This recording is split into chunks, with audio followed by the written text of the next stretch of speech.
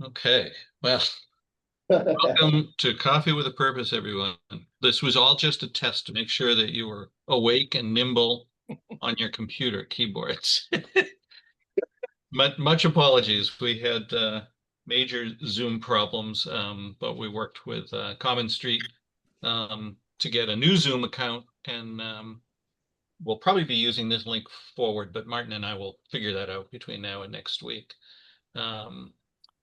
But I want to welcome Coffee with a Purpose regular Cindy Bates, who was on an epic cross-country skiing trip to Estonia in Finland, and has slides and narrative to tell us all about it. And I think, Cindy, is it true some of the folks that went on the trip with you may also be on our call this morning?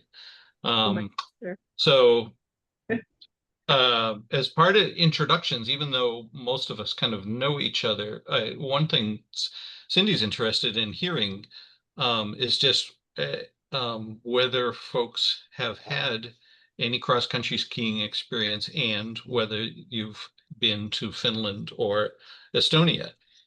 We don't necessarily want a whole rundown of what your cross-country skiing experience was. Cindy didn't want to hear that I sprained my ankle when I cross-country skied, but so just yes or no, and have you been to those two countries? Why don't we start with folks that are actually at Metro Works? Okay, we'll start with Kerry. Carrie Putfield, property manager, handyman work. I know I'm supposed to say cross country once with some Metro students from Wayland Middle School. It was a small disaster. Never did Finland or Estonia. Mine is a simple answer, no and no and no. Okay. Martin? Oh, I'm sorry, I was letting Rick go. Martin Kessel, and I've got a lot of questions. Okay, my God, cross country, oh, definitely. My sister, once my little sister got married on cross country skis at the Weston ski track, I decided I better start with cross country skiing. So I could go with them wherever they went. So I have I'm not as diehard as they are, but I definitely cross country skied around here.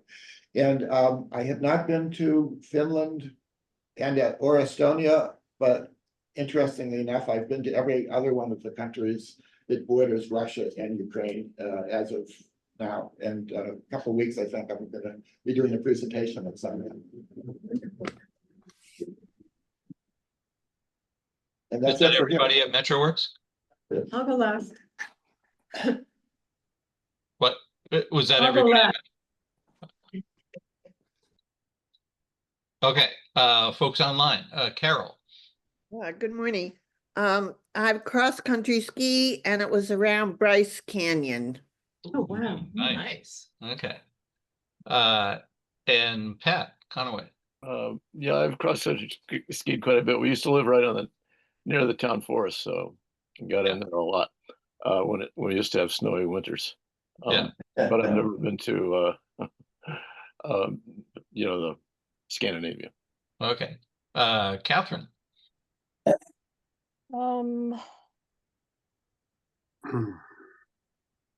Oh, sorry. Can you hear me? Yes, we can, but we didn't hear your answers yet. Yeah. No, I have not been to either country, and I shamefully admit I do not ski.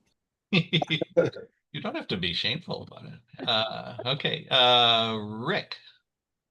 Yes, I cross-country ski.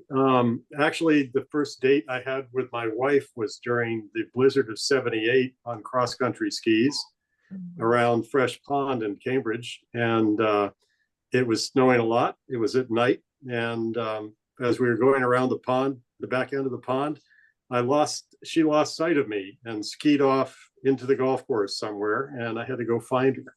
So that was my cross-country ski story. And yes, I've been to Finland, but not for a long time. It was 1973. I loved it. The people were wonderful. And, I got to know them. We went on a trip to Leningrad together at that point, St. Petersburg, with a group of English-speaking folks. Anyway. Thanks, Rick. Sally. I'm going to be like Kathleen. No, no, and no. All right. Anne Wrigley. Anne. Also a triple no here, so I'm looking forward to hearing Cindy's story and living vicariously through that. Okay, Brinley.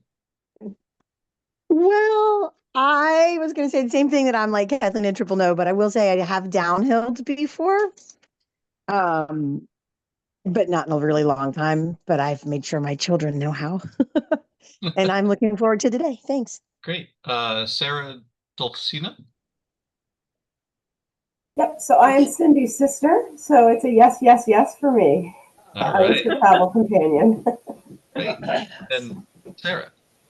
So I've not been to Latvia or Finland, although I'm looking forward to seeing pictures of them. I understand they're beautiful. Used to do a bunch of cross-country skiing until I had kids and then kind of didn't have time to keep up with it. So it's been a long time, but I always enjoyed it. Great. And I think that's everybody. If I've missed anybody, pipe up. But at that point, Cindy, turn it over to you. And thanks for being patient with us through all the technical problems. So I grew up skiing, and it's actually my favorite thing to do in the world. And I had never been to Finland. Well, I had been to Finland, and I had not been to Estonia.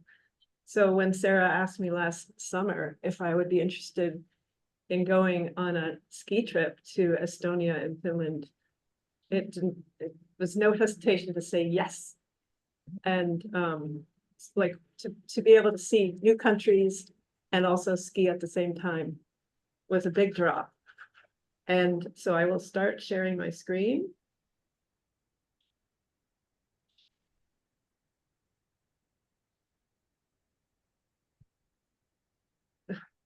I'm not sure this is gonna work. I think I'm. Yep.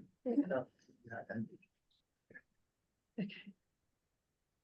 So just to orient everyone, you can see Iceland on the upper left, and then you see Norway and Sweden, and then the Gulf of Bothnia, and then Finland. And then there's a line, and that's Russia on the right, and you can, and the city is St. Petersburg. And just below Finland, across the Gulf of Finland, is Estonia, and then below that Latvia, and then Lithuania. Those are the Baltic countries. And Denmark kind of sticks up from the north part of Germany. And it's the Baltic Sea that goes in all of that area. We went with a group, a company called Lumi Experiences, and part of their tagline is introducing travelers to winter cultures where Nordic skiing is a part of everyday life. And one of the special things about Lumi is that the people who go on the trips like to go in these ski marathons, which are held in most European countries and also Australia, New Zealand, China, Japan. And they're massive events with lots of people, hundreds and hundreds, 2 or 3 or 4, maybe 10,000 in some of the races. And the whole experience is,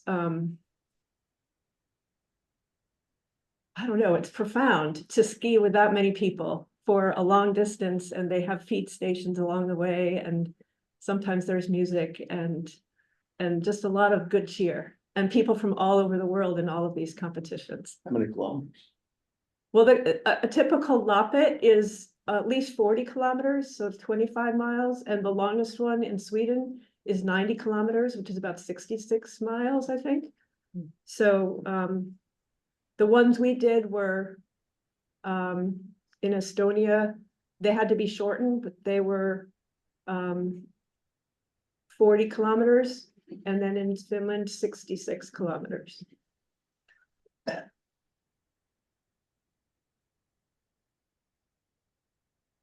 So this is a slide that shows kind of a timeline, and the top is Finland, and the bottom is Estonia, and for some reason the background it got to be white.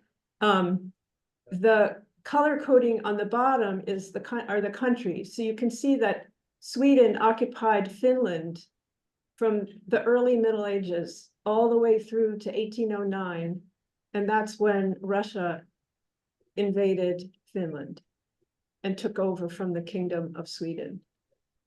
And in Estonia, the north and the south parts had somewhat different histories.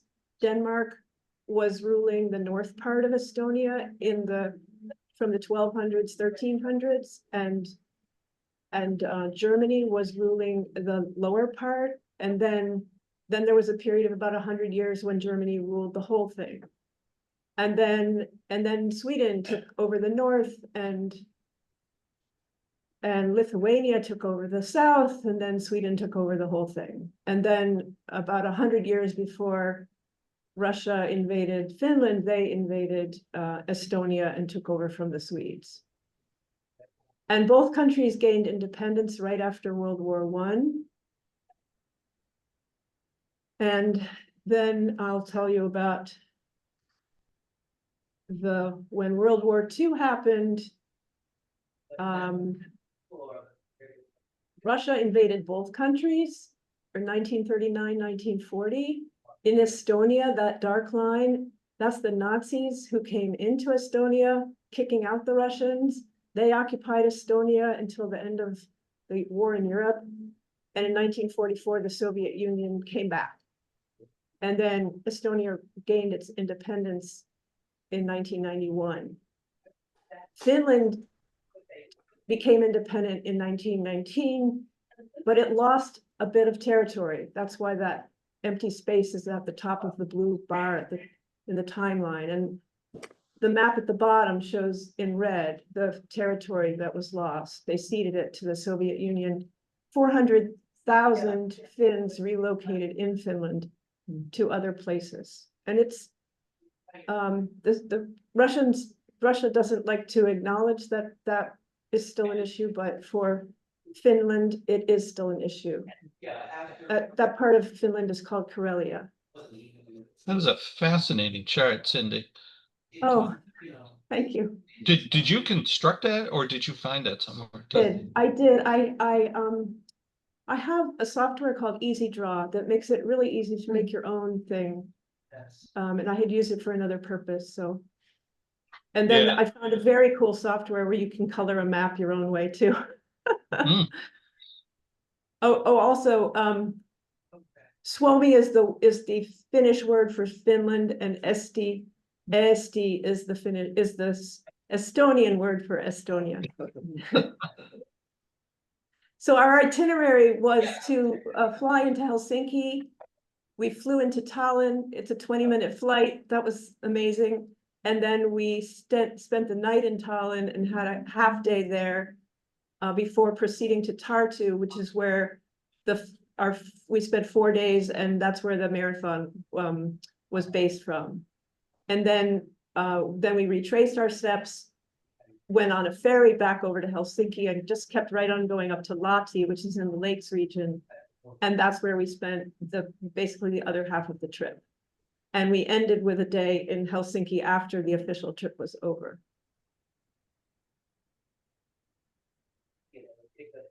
Had we gone in the ferry, this is what we would have seen. This is Tallinn, that port city in Estonia, right on the north side, right opposite Helsinki. And I like this slide, which I took from the internet, because it shows both the old town on the right and then the modern part of Tallinn on the left. It's very solid. It is very solid, but it don't. Estonia is about the size in area as New Hampshire and Vermont combined, and it has a population of New Hampshire, 1.4 million people. There is a large Russian minority in Estonia, which causes some friction, and they're about to implement all Estonian education K-12. So there won't be any more Russian-speaking schools after 2030.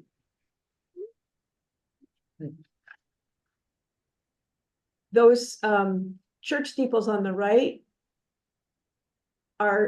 were built a long time ago. This picture dates from the 15th century, and a lot of the buildings in the old town date to the 13th century, the 14th century.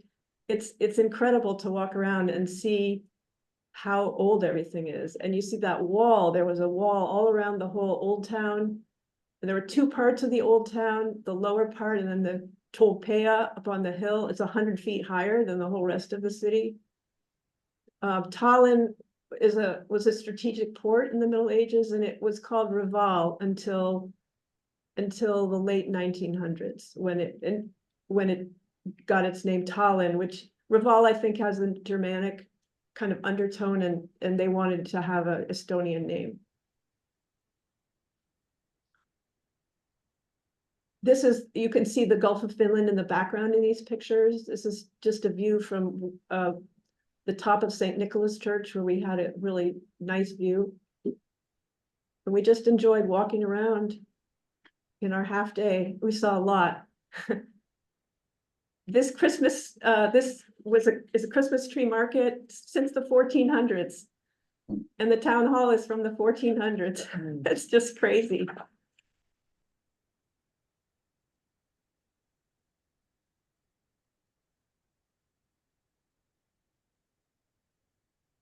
Those are paintings in between the windows there.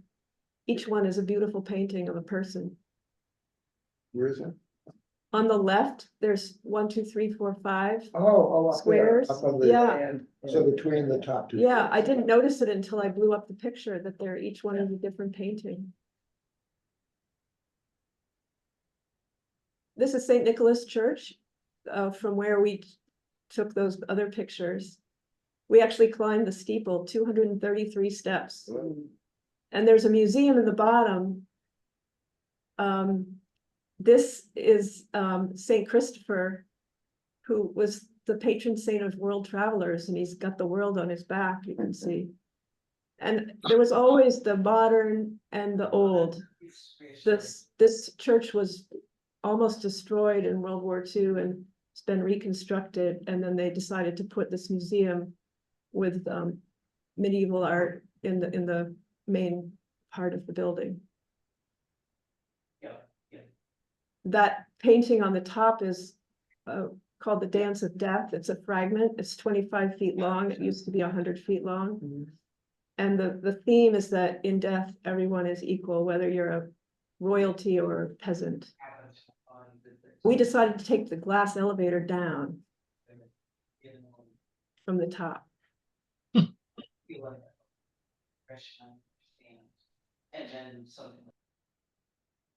I think there are 16 of these towers that remain.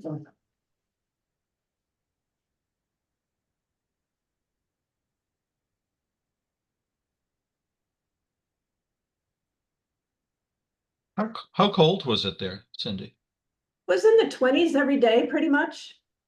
Yeah. One of the issues for both countries was a lack of snow in February. And our guides were so happy when we arrived because they said we had brought the snow with us. And it snowed. You can see the snow on the monk's head there. It snowed pretty much every day in Estonia, which was great. It made the skiing much better, and it made the city look so much prettier. This is on that hill called Tolpea. It's called the King of Denmark Garden. And these sculptures are actually very new. One is the praying monk and one is the observing monk. And they were put there just about, I don't know, 6 years ago. 5 years ago. 5 years. Are they essentially life size or bigger than life size? Yes. I would say bigger. Yeah. Bigger than life size. Yeah. The waiting monk on the left, sorry, and the observing monk on the right, and then the praying monk I didn't get a picture of. At least. And that's the good one, all right. That gargoyle on the left is on the town hall. I mean, it's incredible. I think this was maybe added or restored, but it's very old. Does it have a crown? Is that what? It does have a crown. Yeah, What? it's a dragon. And it's a gutter. So to let the Yeah. water come out. Right, yeah. Yeah. Wow. And then on the bottom right there, they have these cool bird bollards everywhere where they don't want cars to go. Oh.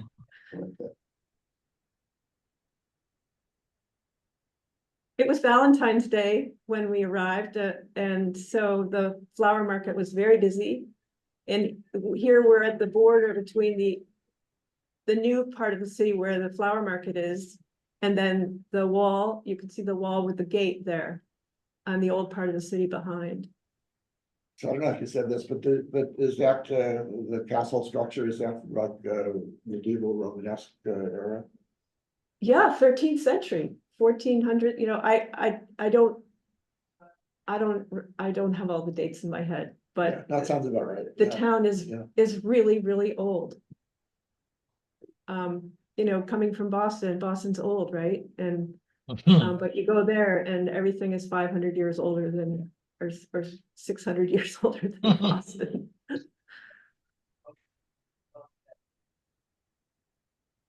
So we went on a bus to Tartu, which is the cultural capital of Estonia. It's much smaller. It's about 100,000 people. On the slide on the left, that's the city hall, the town hall, and they have a skating rink in front of it where you can rent skates. And we were so fortunate that one of our leaders knew the deputy mayor and arranged, while we were actually there, it was not prearranged, for us to attend a forum and listen to the deputy mayor talk about what it was like for him to be the deputy mayor, and a little bit about how Estonia works as a country, and specifically how Tartu works as a city. How big are these countries population wise, roughly? So Estonia has a population of 1.4 million, which is exactly the same size as New Hampshire's population. I actually looked it up because I have connections to the other two countries in the Baltics, Latvia and Lithuania. All three of those together are less than the population of Massachusetts, which kind of raises an interesting issue if they're going to defend themselves against Russia. NATO is very, very essential. Yeah. Yeah, I have some, I did some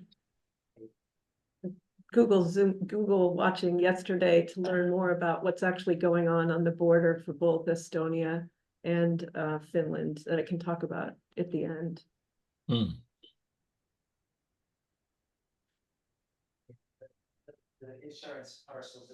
We had time to walk around Tartu. Again, it's a very old city. A little bit different. On the top left, it's a what they call a anatomical theater from the medical school for teaching medicine. And the bottom right is an old the cathedral, and it was built in the 13th century and then destroyed in the 16th century. And then much more recently, it was renovated, and they've left this part as a ruin and made a museum into the other part. In the top right is a cafe in the park.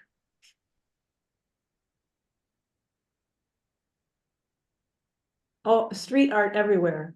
Sculptures, paintings, murals.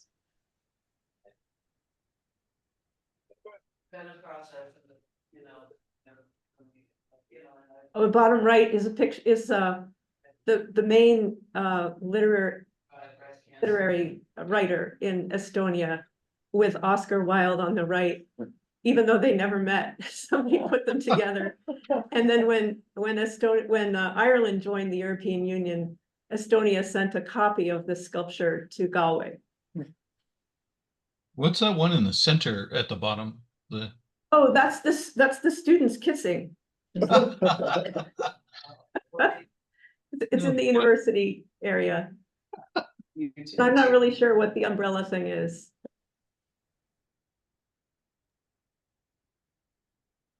You might know that Estonia is startup country, digital. They have 10 what are called unicorns, which is when a startup gets to $1 billion in valuation. The top 4 I've put up there at the top: Skype, Playtech, which is gaming, and then TransferWise is to do with money, and Bolt is ride sharing. You can see the Bolt car in the bottom.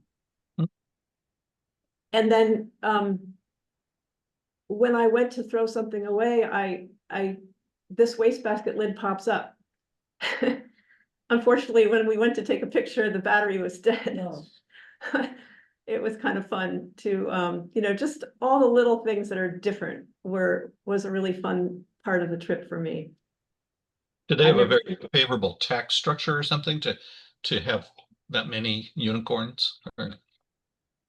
You know, I don't know about that.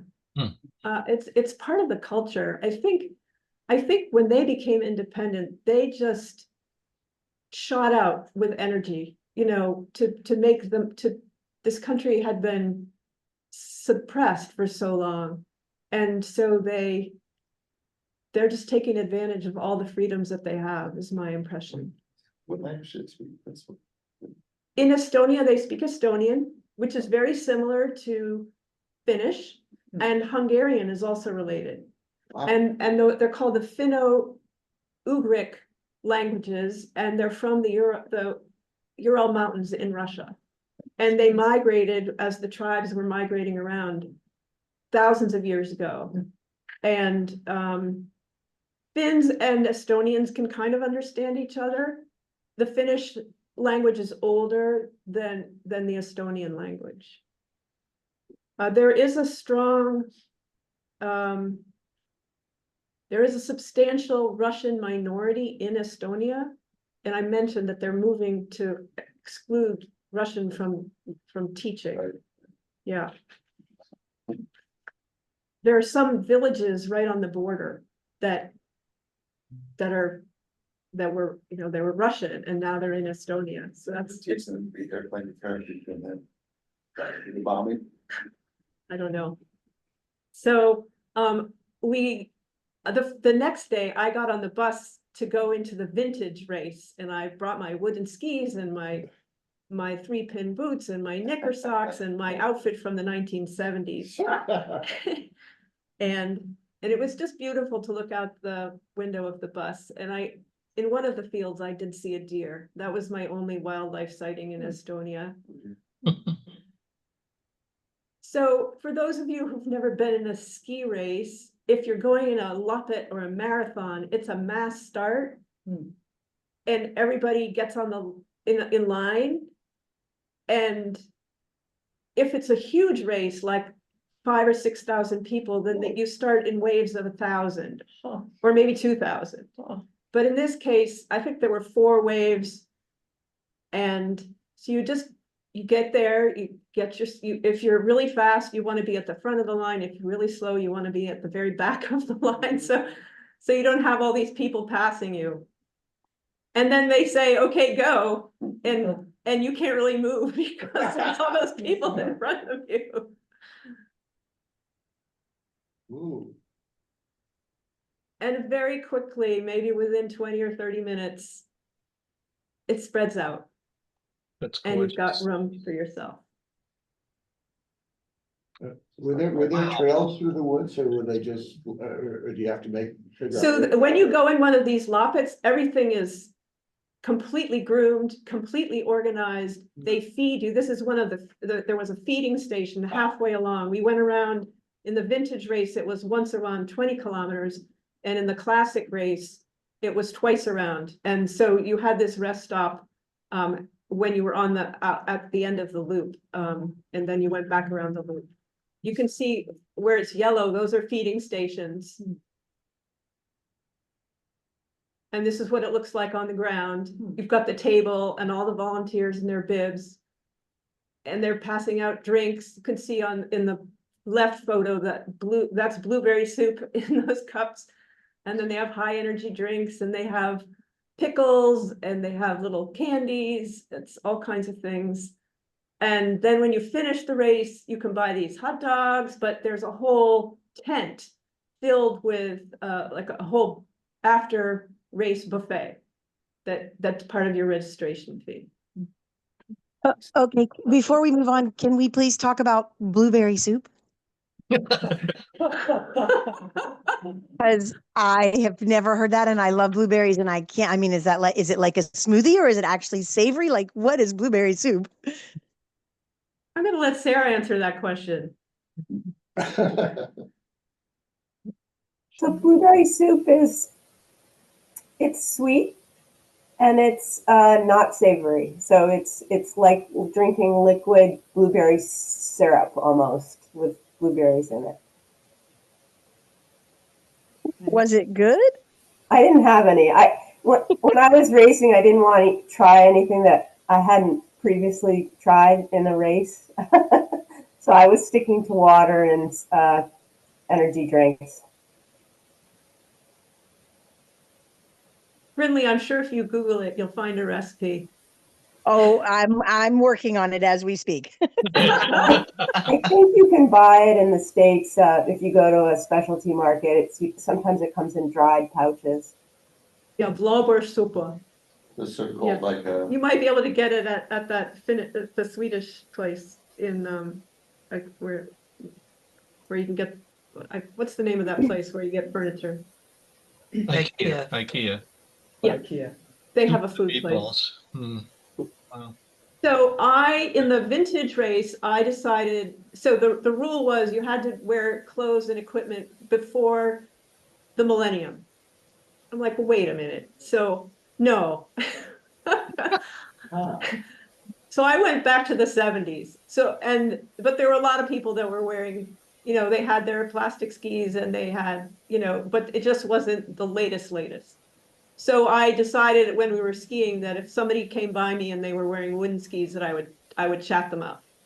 And that was really fun. And then I'd been skiing about a half hour and this guy comes rolling by and I couldn't keep up with him. And it turns out that he's the race director. Then on the right, that was the next day in the classic race. This man is a film student in London, and he came back to Estonia to be in the race and see his family. And he hadn't been on skis in, I don't know, a couple of years. And so I would get ahead and then I would fall down or something, and then he would catch up. But if he got ahead, he would wait. So we enjoyed getting to know each other. As soon as you cross the finish line, they put this medal around your neck and take your picture. The next day we went and we actually had a ceremony to give one of our members, she had been in 10 of these World Loppets, she got a special medal. And so Indrek, the director, gave that, and we skied around a park right there in Tartu. And so I was actually in heaven making my own tracks. I like doing these big races, but I also like just exploring. Getting all of our stuff and all of our ski bags, thank you, Brindley, into the bus was a trick for the bus driver, but we managed each time. And we set off back up to Tallinn. We stopped at this restaurant in a very old house. I wouldn't even know how. I mean, it looks like it's from the 1500s, just looking at the stone there. And they set up a restaurant and they make wine. Their specialty is rhubarb wine. And they also make it from other fruits and berries. And there was this pond in the backyard and there were all these boxes of ice skates. And so I asked if I could go skating, and it was kind of fun. What is that? What that picture on the right was? Yes, that's me skating on the pond. In the snow? It looks like it's There's about 2 inches of snow. Eventually, Yeah. people brought shovels out and shoveled it off. But you can skate with a little bit of snow. Yeah. It was really fun because I had wanted to skate at the town hall, but we didn't have time. So then I was able to skate on the way. And this is our whole group in that restaurant. There were about 32 of us, including our leaders. There were one group of friends from Alaska and Canada, and then the group we were in was all from the US. A great bunch of people, all skiers, mostly older, but the couple on the left are from Wisconsin, and they were the youngest. They might be 40, I don't know. And our last stop before we got on the ferry was the singing grounds. I don't know if you've heard of the singing revolution. Estonia's Estonia has managed to have a very strong culture of what it is to be Estonian. Over all of those hundreds of years, they have a culture, their culture is held together through singing. And they started having these singing festivals in the 1800s. 1869 was the first one. And the man in the statue on the left actually was the composer. He composed new music to the song that's become kind of the unofficial national anthem of Estonia. And then during the time of Soviet occupation, they continued to have these song festivals, and they would get kind of sly, and they would sing things in Estonian that if the Russians understood what they were singing, they wouldn't like it. And so this is what there's actually going to be one of these festivals this summer in July for about 6 days. And there are about 20 or 30,000 people who perform, and more, double that, who are spectating. It's just amazing. And this is a film I'm going to share with you, the trailer, and I encourage you to get this movie. It's an hour and a half. It's available at the library through Canopy, called The Singing Revolution.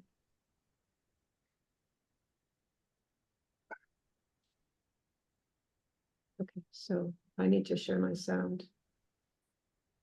Is there a way to do it?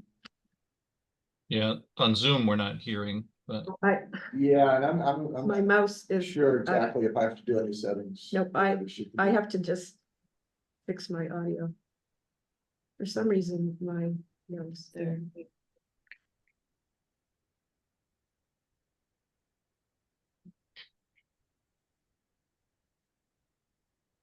I'm gonna see. I just. Oh, I turned on my audio. Yeah, man, I'm going back to the NBA Finals. It's been a minute. I ain't gonna lie to you. Super excited. You know, can't wait to go see Larry again. That's interesting. Okay. For some reason, I'm losing control.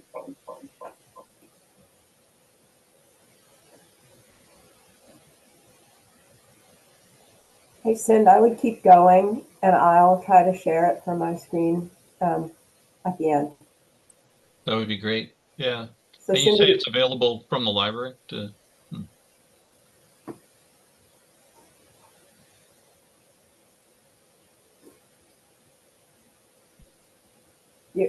I think you're muted.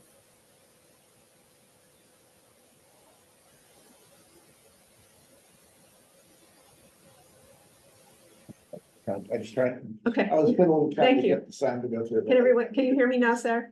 Yeah. Okay. So a little bit about Finland. A quick question back, Cindy. The groups Yes. that were all in a circle, are they? Those were dancers. They're all dancing. My Lord. Dancers, yes. And I should add that we talked to some people, and I found out that in order to sing in that song festival, you're in an Estonian chorus, and you could be somewhere in Wisconsin, or you might be in Estonia, or you might be in Spain, who knows? Wow. And you have to audition in both in January and then again in April in order to qualify to be actually in the festival for a given year. It's very competitive. Huh. So, and the dancers as well. Wow. Incredible. And it takes place when exactly? And when? This year it's July 3 to 7. Wow. And then and then every 5 years. So I'm thinking maybe in 5 years I want to go back and see that. Sign me up. No snow, please. And what's the name of it again? The fair? The festival? The name of it's called the Song Festival. The Song Festival. That's so cool. Yeah. So you might have heard that Finland is the happiest country in the world. It's actually the 8th year in a row. people feel good in Finland. They have a strong welfare state. They trust their government. They have access to nature. They appreciate the simple things in life. They have sauna. Estonians are also big on nature and sauna, and a lot of those things are very similar between the two. There is a strong, 5.5% people in Finland speak Swedish as their native language. Most of those people are on the Swedish side, on the west side there of Finland. The population is 5.6 million, so it's smaller than Massachusetts. The size of Finland is the size of New England, plus New York, plus New Jersey.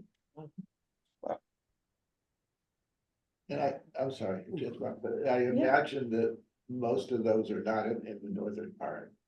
Is it concentrated in the south? Yes, Yeah. yes, yeah, the population is concentrated I in the think south. that's true of the other, Sweden and Norway as well. And the Sami people live in the north, and I just was reading something yesterday that the Sami people are mad at the Finnish defense forces because the reindeer are not liking all the tanks being driven around on their, where they like to eat. So negotiations. These are our leaders. Ave is Estonian. Kyle is American. He's studying international law in Finland. So for our group, we had one person representing each country. All of these people are great skiers and they're all great leaders. Anita is from Finland and Margit is from Estonia. And Anna is kind of an Uber leader for us. She's actually from Austria and has led many other trips before. She managed a lot of the logistics for our trip.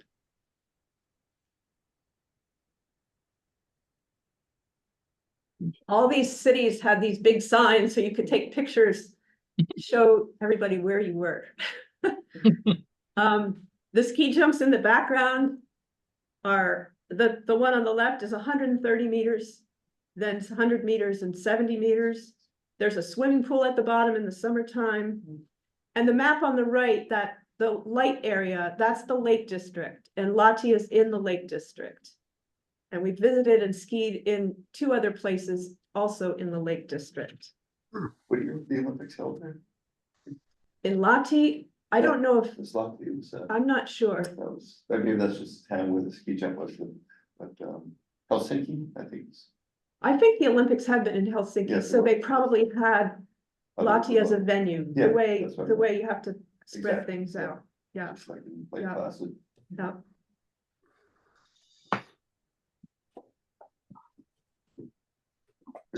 So we were able to get a special ride in the elevator up to the top of the tallest ski jump and look back down on the stadium and the rest of the city of Lahti.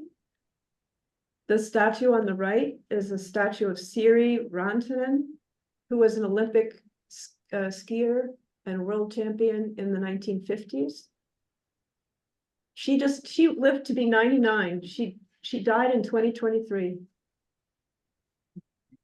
Good exercise. This is another view from the top of the ski jump, looking a little bit to the left of where we were looking before. The name of the lake, Lahti, is at the south end of this lake. Its meaning in Finnish is water lake. As opposed to ice lake or what? Or glacier? Lahti dates to the 1400s, but as a city, it's 120 years old this year. So they're excited about that in Lahti. That lake is 16 miles long, and it's about the size of the Quabbin Reservoir, which is, I looked it up, Quabbin is 18 miles long, so about the same. This is a map on the left, and you can see, I was just so impressed looking at all the green space right on the edge of the lake and right around the city center, all of that parkland. The stadium is one of the first things you come to in the park, and all of that green space on the lower left is all where we were skiing, where the race course starts and ends. And then they have heated soccer fields, so there's people out playing soccer. And then next door to that, there's people playing ice hockey. Being outdoors is a huge part of life for both Estonians and Finns.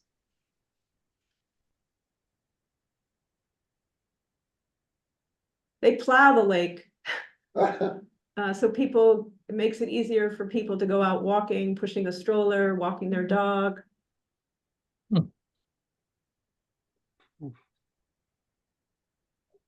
That's a picture of Sibelius Hall. Do they do a lot of long distance ice skating there too on those lakes, or? Oh, yes. Oh, people are out ice skating. I think Yeah. that's probably the main reason why they plow it is to make it easier Okay. to ice skate. Yeah, Mm. yeah. That building on the right is Sibelius Hall. There's another saying about Finland, to summarize the identity of Finns, is sisu, sauna, and Sibelius. And sisu is a Finnish word that has been described variously as courage and perseverance or grit. And so it's a character that Finnish people possess. And sauna is, in both Finland and Estonia, a very special experience that they all treasure. And I read something yesterday that said that Finns don't speak much unless they're in the sauna. And Sibelius was John Sibelius. He composed that famous piece called Finlandia. And I read something yesterday that said that in order to avoid Russian scrutiny and censorship, that they would have a concert and they would play this piece, but on the program, they would call it something else. And one of the names is Happy Feelings at the Awakening of Finnish Spring, or a Scandinavian choral march. However, most of the music is rousing and turbulent, evoking the national struggle of the Finnish people. So I thought that was kind of funny. Both Estonia and Finns had their ways of how to manage under Russian occupation. Isn't there a famous piece called Finlandia? Yes, there is, and he wrote that. Yeah, that's the quiet part is that hymn. I won't sing it for you right now, but it's it's my favorite piece of music.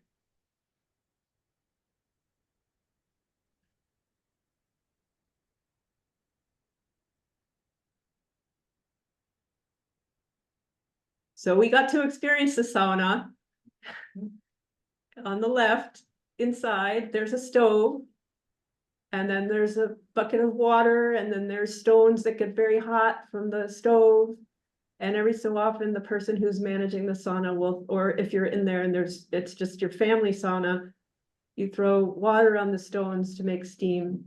And there's different levels. You could, if you sit higher, you're hotter. If you sit lower, you're not so hot.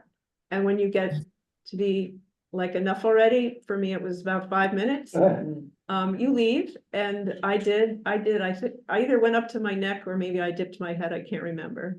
And there was a separate sauna that in the right-hand slide, that round thing with a door. That's another sauna that some other people tried. I think I've read that the number of saunas in Finland exceeds the number of people, or something like that. Everybody has a sauna. I mean, Yeah, it's essential. yeah. So there is this amazing sports center called Vierumäki, and the buildings on the left, there's a hotels, and then there's that huge dome building, which is, you see on the right, there's an indoor track, and then inside the track, there's tennis courts. It's a venue for ice hockey, for figure skating, tennis, cheerleading, gymnastics, swimming, then outdoors, disc golf, soccer, orienteering, hiking, and skiing. And Kyle, our guide, said that the motto for this place is sweat, smiles, tradition, and nature. We had fun skiing there. And then afterwards, we got a special tour of the Peltonen ski factory. Peltonen is one of the makers of cross-country skis. They don't sell here in the United States anymore. But it was fascinating to see how they start with just wood, and then they have the cover, it's plastic, and they have a special design every year for different skis, different designs. And when the whole ski is done, then they have all this special measuring, and we saw all the machinery. It was really fascinating. They look wider than what I was accustomed to. He's got two skis together. There you go. Oh, I didn't see the rig set, but okay. Yeah. Gotcha. So Cindy, one of the things I remember about wood skis is you had to wax them differently for different, Yes. snow, wet snow, dry snow. Yes. Were people doing that in these old with the wood skis? So for the races, part of the deal of being with Lumi is they waxed our skis for the races. So we just had to show up. But on the other days, we did have our own wax, and we did take care. And even for the racing skis, the plastic skis, you still need to wax unless you have waxless. But if you're going in a ski marathon, it's very unlikely that you would use fish scales because they're quite a bit slower.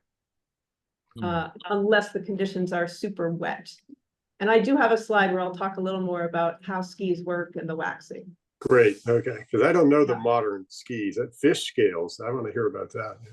Yeah, that's the waxless. Yeah, I But remember those. for something as long as the marathon, Cindy, did you have to re-wax, or did your host have to re-wax during the race? Oh, well, I'll talk about that too. Yeah, okay, we'll get there. So I'll just say, Rick, that fish scales are passé. The latest thing is mohair. Mohair. So Vexi is at the top of the lake where Lahti's at the bottom. And there's actually an isthmus. And that's a satellite picture of the isthmus between Vesijärvi on the left and then the lake that's to the north. It's the geography is just fascinating. Just a couple of technique notes here. The woman in the middle is doing what's called a skate technique. And then my sister is doing a double pole where you don't move your legs. You just bend down at the waist and push with your arms. And I found in both marathons that I was much faster if I just double pulled. When it was slightly downhill or flat, I could double pull. My skis were waxed so fast. It was just amazing. I had some issues with slipping. But then that got fixed. We had a lovely evening walk around the edge of the lake, seeing more art, and this is a very modern church. The sculpture on the right is called Willow Girl. I find it very moving.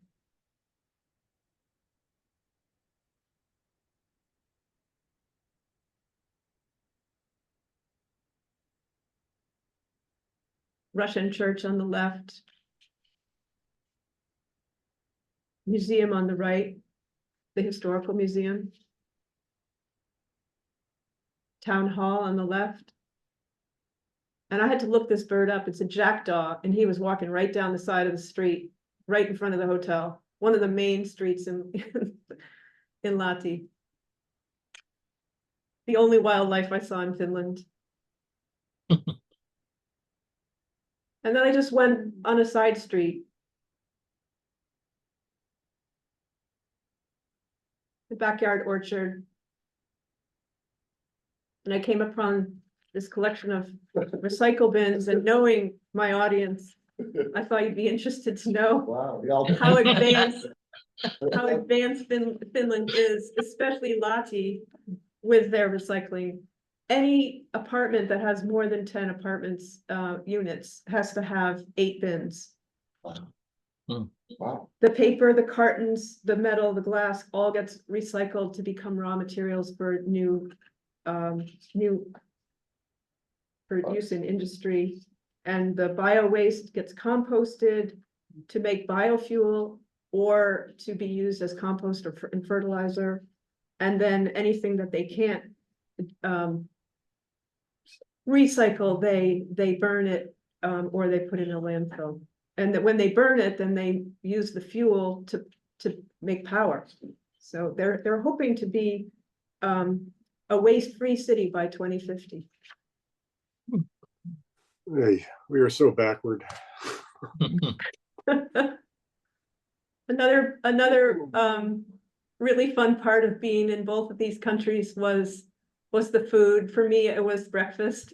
These hotels, especially, I mean, the whole hotels were filled with people who were from all over the world or from all over the country coming there for the ski marathon. And so they knew they had to put out a lot of food for our hungry bellies. Just an incredible array of breads and yogurts and waffle. You make your own waffle, the jams and jellies, 5 or 6 of those, the salmon, cheeses, salads, fresh fruit. They have a special gluten-free section entirely away from the main part. So this is the start of the marathon. This is the elite wave, and I have a little video I'd like to share with you. If I get this going here. Here we go.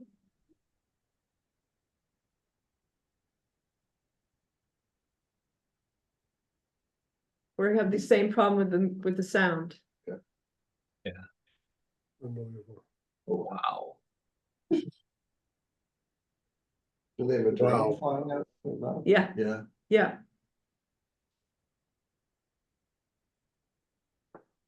Oh my God. You can see all their numbers are under 1,000. Jesus. And eventually just 2 guys are in the front. So they're using the 2-pole technique. Yes, double polling. Yes, in the classic race. Wow. Amazing.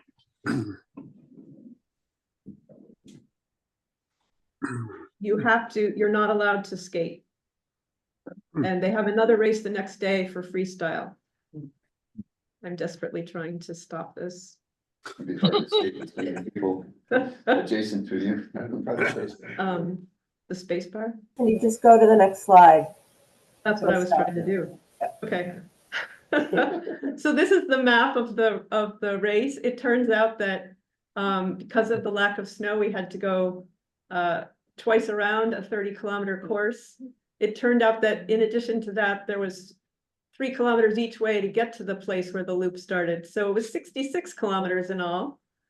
They had feeding stations, and this is what that looks like.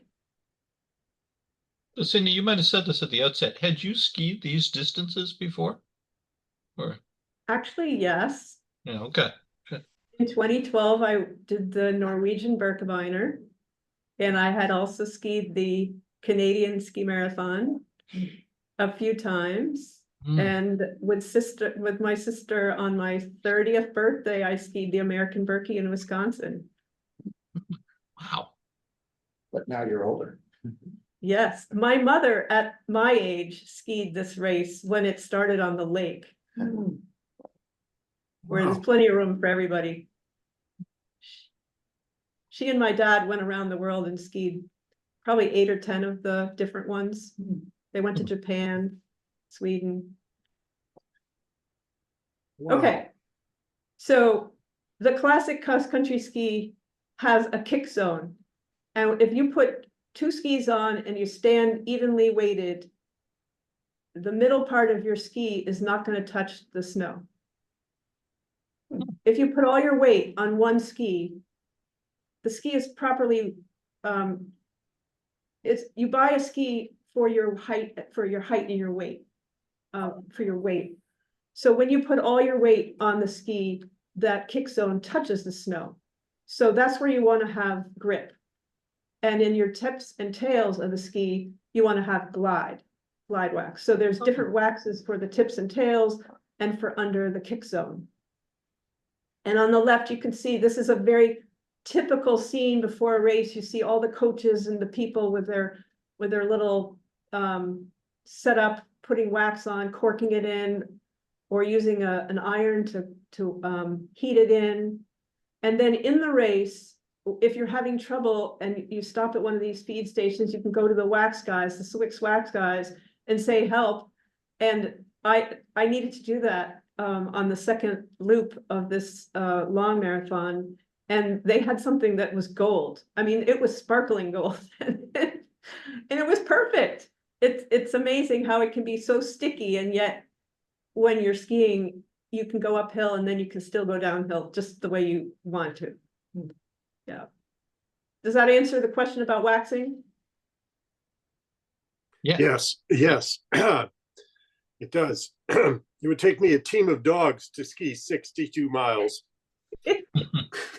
So again, as soon as you cross the finish line, they put that medal right around your neck. And as you can see, the sky in the picture on the left is quite a bit brighter than on the picture on the right.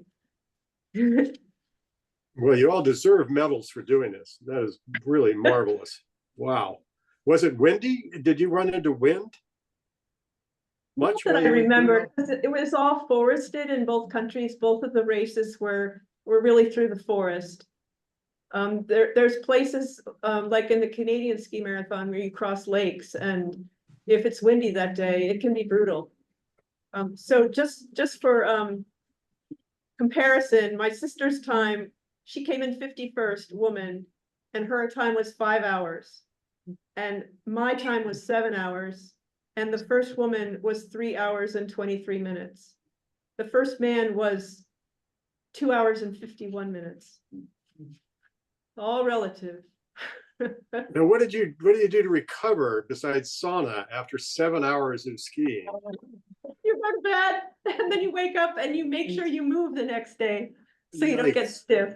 Yikes. I went out on the lake. That's when I went out on the lake and took that walk. Ooh, okay.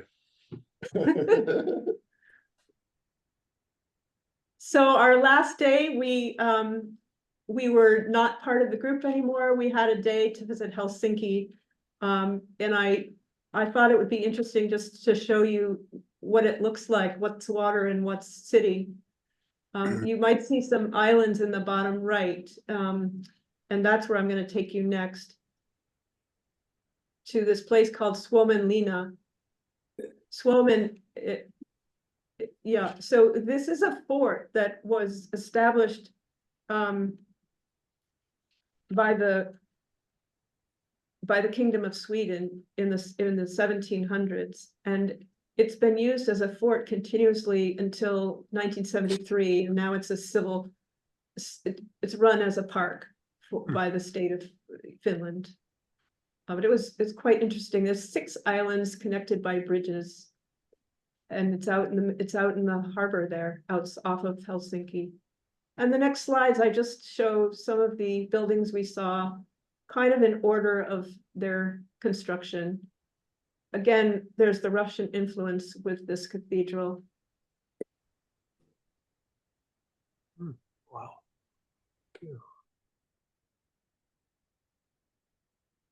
We actually had our dinner that night in a Georgian restaurant in the basement, in the lower floor of this building. The walls were about 3 feet thick, where those windows are, double windows. It was an incredible building.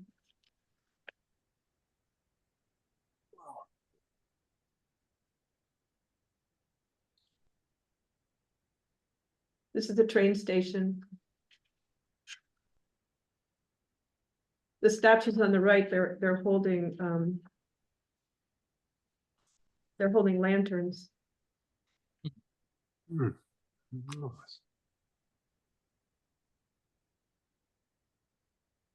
I couldn't imagine that a city like Helsinki would have any room to make anything new without tearing anything down, but apparently nobody had ever built here.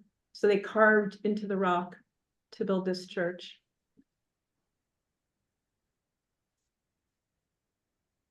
It's a very special atmosphere inside.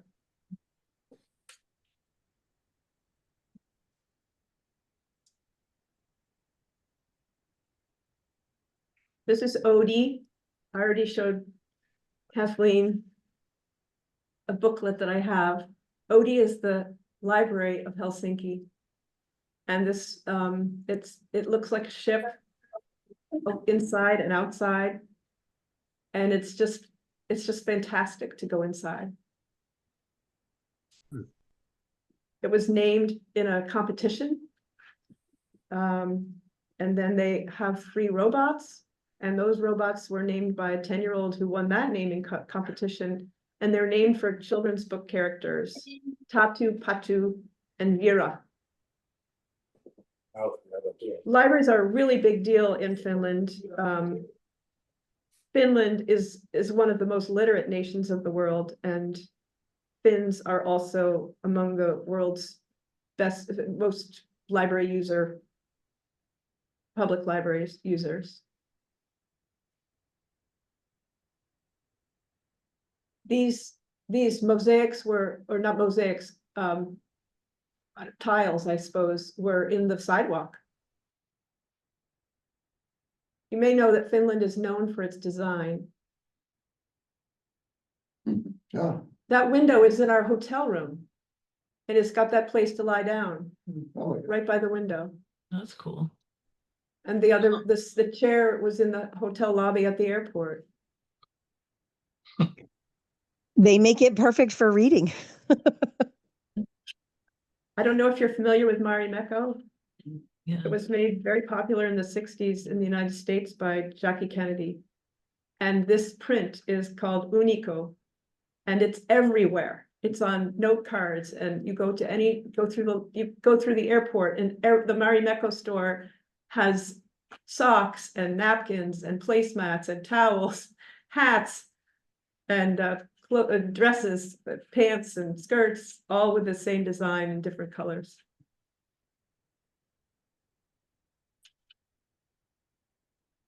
In the background is the Senate building, the Parliament building. And this is Senate Square.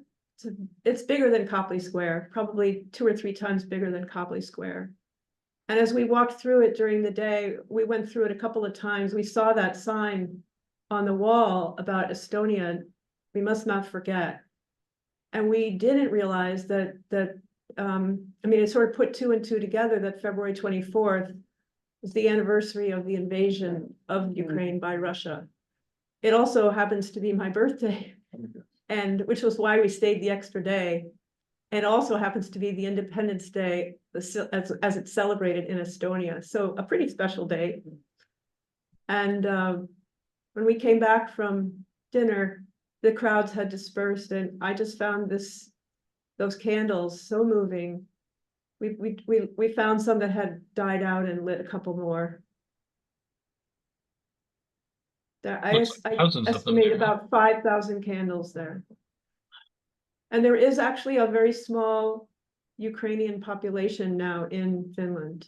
I suspect that it's a recent population.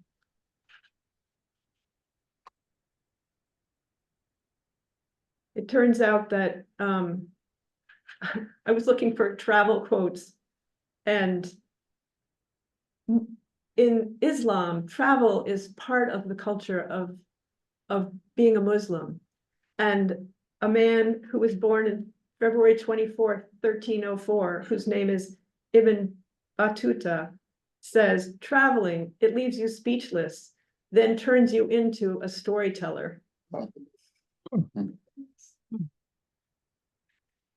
This is a picture Sarah took when we were at Suomenlinna. We were there just before sunset. And this ends the talk. I will say that it's a distant memory for me now, but looking at all those buildings, you kind of like get a little overwhelmed by one after the other, but the feelings stay with me. Since I hadn't even been on an airplane in 13 years, everything was so new, just how the sinks worked, how the plane worked, how the taxis worked, how, eating at a restaurant, which I never do. So going to the restroom, going to the post office, and then just all of those, just the cobblestone streets and the narrow streets, and just how old it was. And then those extravagant buildings in both Estonia and Finland. That we don't have that, we have some of that in Boston, but not really that extravagant. And all the people that you meet and talk to, it was so nice that so many of them spoke English. And it was a really special time to be with my sister. She just had been married. She's been married now 26 years this year, and we really hadn't traveled together or spent that time together. And it was really a nice thing, and she kept me on track. So that's my presentation. Thanks for listening. And Well, I that's will stop sharing. thanks, Cindy. Sarah, do you want to add a postscript of your own to that? Or? So I think one of my takeaways is when you hear about Finland and Estonia in the news, it feels sort of far away. When you go there and you get to meet people who live there and you learn a little bit more about their history, you can't help but feel a lot of empathy for both countries as Russia is sort of starting to rattle the cage a little bit more, become a little bit more aggressive. I pay more attention, and I think I feel a little bit more, I guess on the one hand, I feel sad and sort of scared, as I think they do. But on the other hand, I came away feeling that both countries have a strong sense of national pride, and that word that we use, courage, resilience. And so I expect that they will prevail, just as we will in this country. Just feels, but anyway, that was kind of one of the takeaways. It was wonderful to ski alongside people from 55 countries. It gives you a sense of connection to people on a one-on-one basis. That also kind of gave me hope for, if you can just meet with people and get to know them, it makes the world feel a little bit smaller. Gary? Early on, you were talking about, how small the population is in these three countries. Mhm. And Russia kind of Yeah. wedges into them. Finland was just admitted to NATO recently. Is Lithuania and Estonia NATO? So Estonia, so all three countries use the euro. They're all part of the EU, and they're all part of NATO. All part of NATO. The most recent country to join NATO was Finland in 2023, and Sweden joined in 2024. Finland for a long time resisted, and then as soon as Ukraine happened, they changed their minds. Like it was, it might have been 80-20, and then it flipped 20-80. Yeah. And Estonia joined NATO in 2004. Yeah, I think the juxtaposition of resilience and happiness is really interesting to consider. Yeah. They're not happy because everything is just sweet and cool and without issue, Right. but there's strong people. Lessons for us, I guess. Yeah. This has been so enjoyable, Cindy and Sarah. Man. Rinley, you have a question? Yeah. Rinley? Yeah, I've been thinking about it since you said it, and I was just curious. I'm such a huge fan of libraries myself, and it just makes me wonder if are independent bookstores also a thing, or just everybody just go to the library? Like, I always wonder what that balance is when you have such a great library participation. Do people also buy books? Do they also have libraries in their own homes? And did you get any feel for that? I did not. Maybe Sarah has a feel. I don't know, but what I can tell you is this library, like many other libraries that are keeping up with the times, wasn't just about books. It was about community. They had a cafe, they had media labs, they had reading rooms, they had really cool little places for young children to explore and be with their family. So it was almost about community through books as it was about having access to books. There was only one level of the four that was dedicated to books. So I don't know. That's a good question. I completely get that. For all of the time that I spent in London and the times that I have traveled overseas, the communities that have that same culture of libraries where they're just they start them from birth. Like in London, you know, we were there when my son was like 9 months old, I guess. They were like, "Oh, does he want a library card?" And I'm like, "We don't live here." And they're like, "That's okay. He can have a library card." And it was such this incredible experience, even at that age, to think that they had space and were making space, and really, everybody went to the library. It's just what you did. And so but there are tons of bookstores. There are also tons of bookstores, and everybody also has libraries. So I just was curious about that. And I was just going to say, I love how you told this story. It's really wonderful. It actually makes me want to go figure out cross-country skiing. I've always wanted to, but now I want to even more. Thank you for sharing it all. You don't have to go to Europe. You can do it. No, Weston Ski Track, I was there pretty much every day in January. I started at a half hour because I had COVID in December. I didn't feel like going anywhere on skis until probably the 6th or 7th of January. And then I bought a pass and I just went, half hour, 45, an hour, and built up. And then when I got to 3 hours, Sarah said, "Okay, you have to come to New Hampshire." So we did a day in New Hampshire.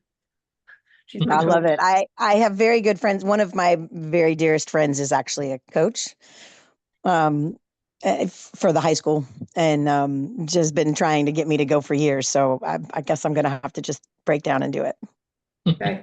If you look in the chat, I think there's people who have added some links, but I also have added the link to the trailer for them singing Revolution movie, which Cindy and I highly, highly recommend. It's a wonderful story, but it also gives you a really good sense of perspective about Estonia.